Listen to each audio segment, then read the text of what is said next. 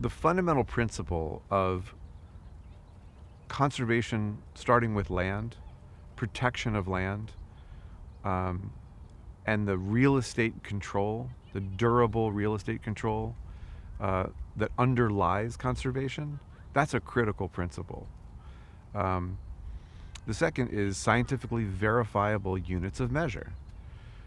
We spend a lot of money in the United States and around the world on conservation,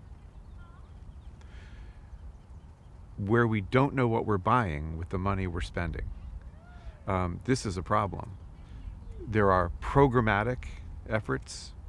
There's lots of money spent on scientific inquiry, learning more about the problems. That's important.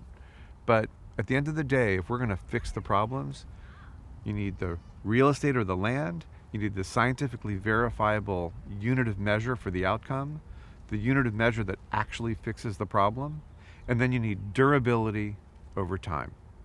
And that durability over time is legal and financial assurance.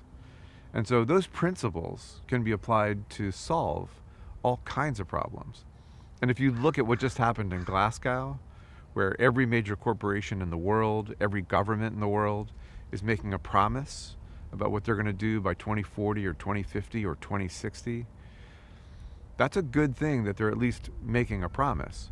But moving from planning to doing, moving to real projects and real places that have a scientifically verifiable effect on the environment and can change people's lives, protect people and property,